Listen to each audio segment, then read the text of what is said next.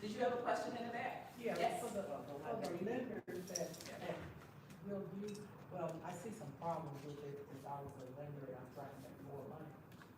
Would they tell their, veteran person about this program, and do they have to be certified to use Georgia Dream as a lender? I think, for me personally, and Ronnie is the queen of doing this in our market for sure. I think the only issue you have as an agent is sometimes you have an extended closing date. And I think that's the only thing is it can be a little open-ended. It's a great program. I think there's no penalty to the lender to use it. I don't view it. No, we get paid the same thing, no matter what. We don't, there's nothing we build into it, we don't make it any rates higher, we don't add to it. I mean, it's their product, we're just the venue, just get it to them. It's who we sell the loan to, basically. You know, most of us sell our loans, we sell it to state housing when we're done. They'll service the loan for the life of the loan.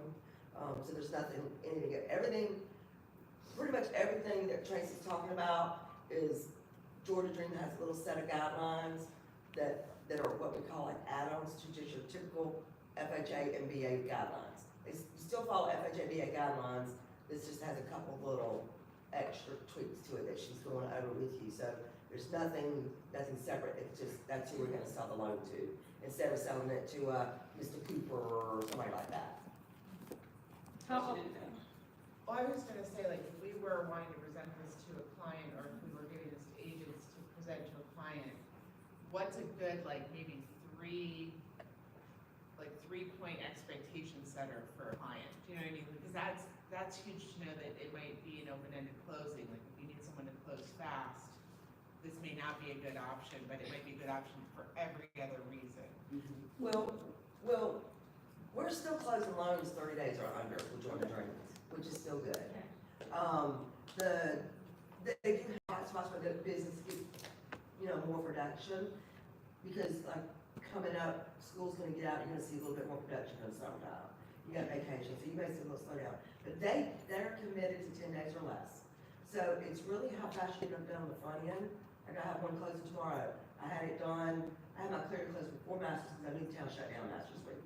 So had it done, cleared to close, went to them, literally the file went to them Monday and the underwriting pulled it Monday. Even though the system showed us that we were like 5 days for a time, we can see how many days are out when we're turning a file. So we can give you expectations. As soon as we're clear to close on our end, we're sending it to Georgia Dream. I look at the date and I say, your turn time is 2 days, 3 days. So don't expect an answer for this. We're not stopping anything. We're still doing our pre-trid. So we're not, so as soon as we get that approval for closing, we're doing all of that stuff. All of us lenders are. We're not holding out for 3 days, waiting for the end, then we gotta wait another 3 days, get a CD signed. We're still moving. We're making this progress, as simple, as painless as we can. Now, I will tell you this. I don't care how perfect the file is, Georgia Dream's gonna find something, okay? And it'd be maybe something, it's usually very simple. It's usually like 3 little things, like when's the closing date? Like, duh, it was tomorrow, or yesterday, but they'll ask for a couple things. It's usually just it's just something that underwriter focuses on, just like something a little tweak.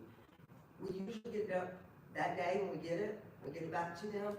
It's in their workflow the next day, they don't have 24 hours. We're still closing within 2 days, 3 days after they touch it. So that's the general way.